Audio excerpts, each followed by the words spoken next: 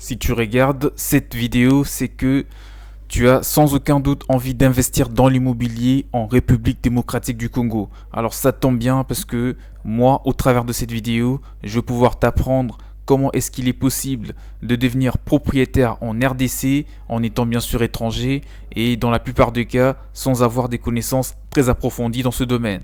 Qui je suis justement pour te parler de l'immobilier. Je m'appelle Nathan et je suis auteur du site web gaindeof.com dont le lien se trouve dans la description de la vidéo. Il y a également mon mail pour toute personne qui souhaite me contacter pour un éventuel investissement immobilier en RDC. Je suis là et je peux vous accompagner pour vous aider à investir en partant sur de bonnes bases dans ce pays. Avant toute chose, je vous invite à vous abonner à la chaîne, à cette chaîne bien sûr, en activant la cloche de notification. Je pense que vous l'avez déjà trouvée, elle est quelque part là. Vous l'activez et vous serez dorénavant alerté de toutes les prochaines vidéos qui seront mises sur cette chaîne portant sur l'immobilier ou sur l'investissement de façon générale. Cette vidéo bien sûr ou des prochaines vidéos vous apporteront davantage de la connaissance sur ce que vous avez déjà appris jusque-là en matière de l'immobilier en général.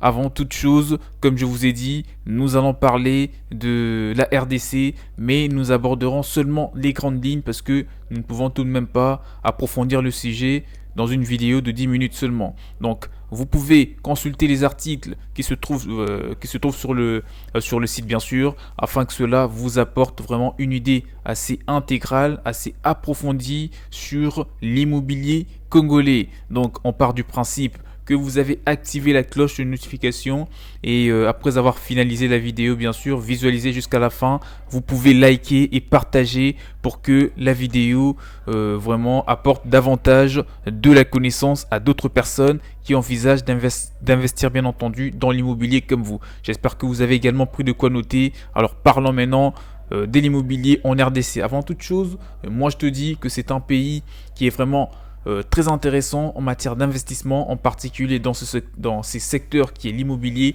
parce que c'est l'un de seuls pays, d'accord, où il est possible en Afrique d'avoir une rentabilité d'environ 12 à 14% sur les biens immobiliers à caractère résidentiel et de 14 à 16 voire 17% de rentabilité. Vous imaginez, c'est juste exceptionnel concernant les biens immobiliers à caractère commercial, d'accord, des biens, des bureaux, voilà, des magasins, etc. Donc si je devais prendre ou dresser une liste de 5 meilleurs pays où il est possible aujourd'hui d'avoir un rapport qualité-prix exceptionnel en Afrique, sachez que la RDC fera sûrement partie des 5 meilleurs pays d'Afrique.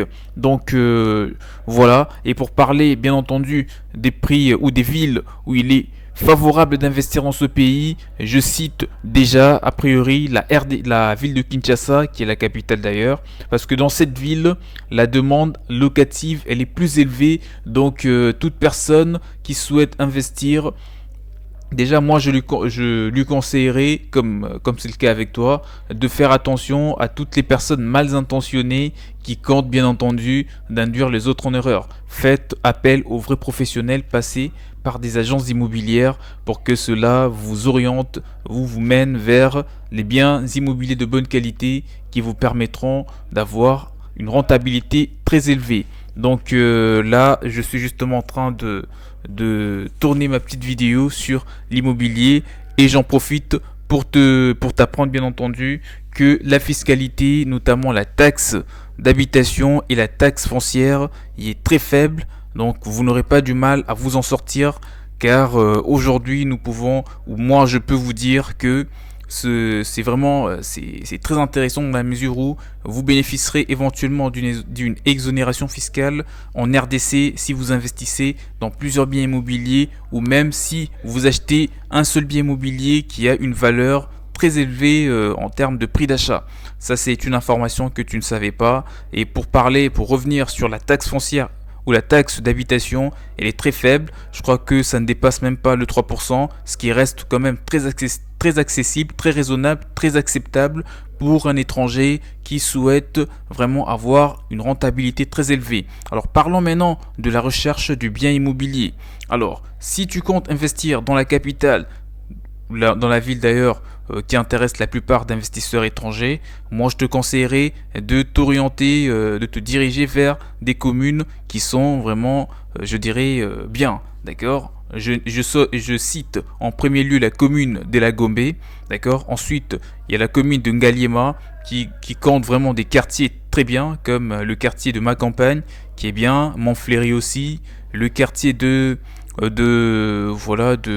Binza Pigeon. Il y a pas mal de quartiers où vous pouvez investir dans l'immobilier, acheter des parcelles. Certes, ça vous coûtera un petit peu plus cher que si vous comptez acheter une parcelle dans des communes telles que Bandalungwa ou encore Kitambo. Mais en gros, ça reste vraiment des endroits où il est bien, d'accord, où vous allez trouver des prix de l'immobilier entre 80 000, voire 100 000 euros maximum, d'accord. Et là, on parle des villas, d'accord. Ce sont des grandes parcelles qui peuvent vraiment contenir parfois plusieurs maisons, d'accord, 2 ou 3 maisons, et vous pouvez le louer à 3 4 propriétaires chaque maison pour avoir par exemple 500 euros par maison, ce qui fera 1500 euros de rentabilité par parcelle. À la limite, ça vous fera au minimum 1000 euros, ce qui est déjà très bien pour quelqu'un qui investit dans un pays en Afrique tel que la RDC.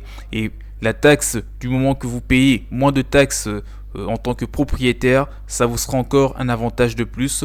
Et justement, pour revenir au niveau de l'immobilier, moi je vous conseille si vous voulez vraiment faire un bon investissement en RDC, n'allez pas vite en besogne. Alors, une fois que vous avez un agent immobilier ou une agence immobilière avec laquelle vous allez collaborer, vous devez consulter plusieurs biens immobiliers en même temps pour vraiment vous faire une idée sur la commune ou la zone géographique dans laquelle vous comptez devenir propriétaire du bien.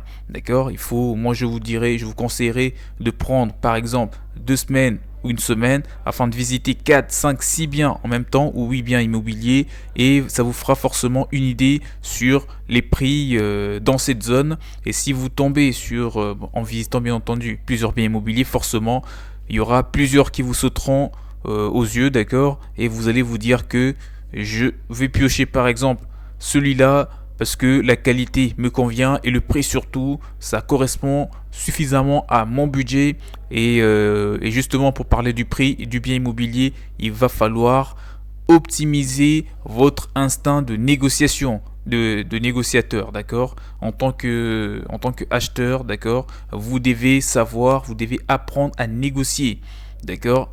Un investisseur immobilier, et c'est lui qui sait négocier le prix ou son prix, le prix, je dirais, du bien qu'on est en train de lui vendre, d'accord. Si vous achetez tout bien immobilier directement sans négocier, forcément vous n'aurez aucune rentabilité ou vous finirez par vous plumer, d'accord, parce que vous ne savez pas vous laisser une marge de rentabilité. Négociez toujours, si possible, achetez toujours votre bien immobilier à 30 ou 40% de moins, d'accord. Si on vous présente un bien immobilier à 50 000 euros par exemple, ne l'achetez pas à ce prix-là, d'accord, ou ne réduisez pas à 5 000 euros. Faites en sorte, trouvez des raisons, d'accord, vous savez comment négocier en tout cas. Trouvez des raisons qui vous permettront en particulier de réduire par exemple 10 000 euros, voire 15 ou 20 000 euros de moins, afin que cela vous laisse quand même suffisamment de marge de bénéfice si vous louez une maison par exemple, ou si vous avez des éventuels travaux à faire, etc., etc.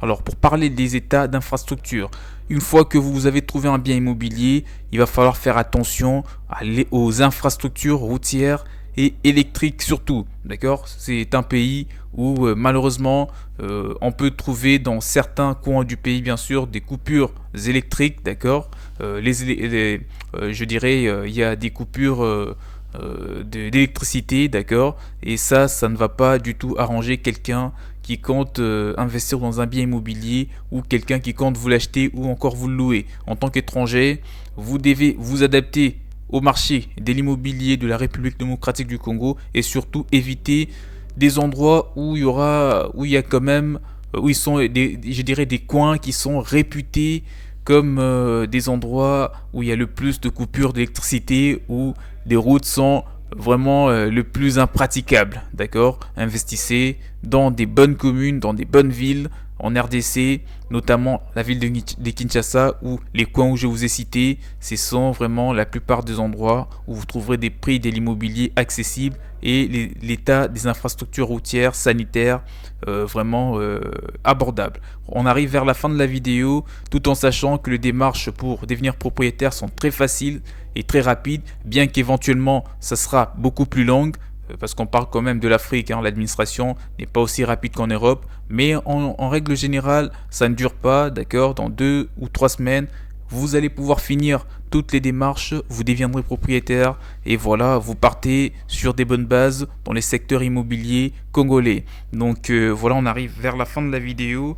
Pour revenir sur les villes, je vous conseille d'investir particulièrement dans la ville de Kinshasa qui représente d'ailleurs la capitale du pays, et deuxièmement la ville de Lubumbashi qui est pas mal.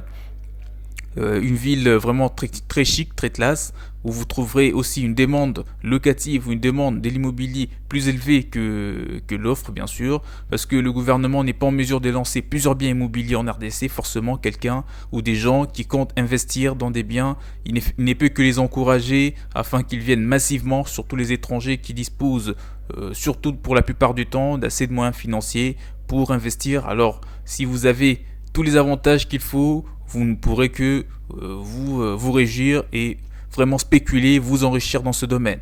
Donc là, je pense que tout est dit. À part la ville de Lubumbashi, on a aussi la ville de Bakongo, du Bakongo qui est bien, le Congo central, la ville du Bandundu. Et voilà, il y a pas mal de villes provinciales où vous pourrez aussi trouver des prix de l'immobilier vraiment très très abordables. 40 000 euros pour parfois 10 000 euros le terrain dans un bon quartier, et vous construisez très rapidement, vous revendez ou vous mettez en location le bien pour vous réjouir vraiment au niveau de la rentabilité qui est très élevée, 12% voire 15% pour certains biens immobiliers dans certains coins. Donc c'était Nathan du blog gainderev.com. J'espère que cette vidéo sur l'immobilier en RDC vous aura plu. S'il y a un point qui n'a pas été abordé, mettez-les moi dans le commentaire, je me ferai le plaisir de vous répondre. Et si vous comptez vous faire accompagner très prochainement pour réussir dans votre projet immobilier dans ce pays qui est la République démocratique du Congo, je pourrai vous accompagner et vous mettre en relation avec toutes nos agences immobilières là-bas pour vous aider à faire une bonne acquisition immobilière. Likez, partagez la vidéo, abonnez-vous à la chaîne. On se retrouve très prochainement. Portez-vous bien. Bye bye. Ciao ciao.